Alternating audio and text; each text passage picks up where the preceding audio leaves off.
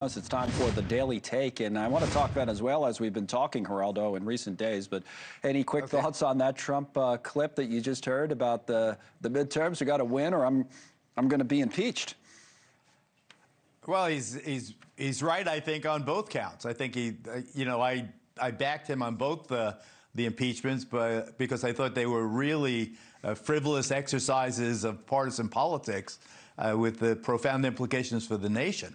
But he beat them back. There's a craziness, there's a sickness in American politics whereby, something like impeachment, which was used so rarely, Andrew Johnson and then Bill Clinton, and then all of a sudden, Trump. It wasn't designed for partisan differences. It was designed when the president does something that's unconstitutional and provably, and that most of the Congress agrees with them on that. I don't like it. I don't like the way they play either side. I don't want impeachment on the table at all. But he is right, and I worry about, he is a flamboyant man who talks more. His words are worse than his bark is worse than his bite, but he can also bite. And we should let's cool things down and let's run the country rather than this crazy fighting partisan battling that we sink into, sadly. On everything, on literally everything. Like I said, even on January 6th, probably on those Metro cards. Everything. Yeah, the Metro cards are going away, Geraldo. You got to use your phone or the card, well, whatever it is, the card. Anyway, on Venezuela, I wanted to talk to you about a couple of different things. So Delcy is the pick of the administration. Delcy Rodriguez, the vice president, okay? And now we're learning the CIA apparently had a lot to do with that. And the logic seemed to be that she would be better off than Machado, the opposition leader, in cohesion, keeping the military together. Now, O'Reilly was on Leland Vitter's show last night talking about some of this, including the CIA. And here's what Bill O'Reilly said. The CIA, which is heavily infiltrated the Venezuelan and Colombian governments, they know everything that's going on there, made a deal with the Venezuelan military. You step aside because we're coming in to get Maduro.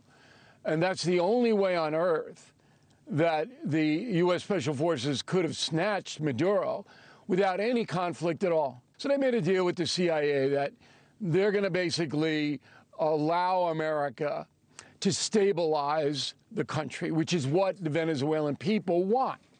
Through, apparently, Delcy Rodriguez.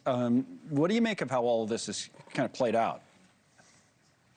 Well, I think, first of all, the main headline is that Venezuela without Maduro is a lot better than Venezuela with Maduro, but Venezuela without Maduro, but with anarchy and chaos and insurgency and terrorism and civil war, that's what we have to avoid. We have to avoid Venezuela becoming a spoiled, a ruined state, a failed state, a state that breeds chaos, that breeds violence. So I think that this was a compromise. Maybe it was the CIA. I don't pretend to the same wisdom from above that our friend O'Reilly does. Maybe the CIA really did play a role in steering the U.S. toward Delcy Rodriguez. I think that if Delcy Rodriguez, the sitting vice president, wants to play ball with the United States after the United States did this phenomenal military action, humiliated the Venezuelan defense forces, and went home with scarcely a soldier badly wounded or certainly killed. I think that this now is an opportunity, but it is also fraught with peril. I lived through Iraq. I lived through Afghanistan, all the civil wars of Central America, all the civil wars in Colombia, the region fraught with, in Nicaragua, they killed Bill Stewart, the ABC correspondent. There's so much that to deal with Latin America appropriately, you've got to have a combination of strength and also compromise. You've got to include the people. The people of Venezuela have to have a sense that this oil bonanza that's going to come back online will somehow benefit them and their lives too. They're not against people making, they're not anti-capitalist or anti-free trade or democracy. They just want a fair share. You know, and that's why I wish the president would be more welcoming to the Venezuelan people, less hard-ass, you know, more we're in this together, the democracy will be restored, life will return to normal, we'll have a new deal.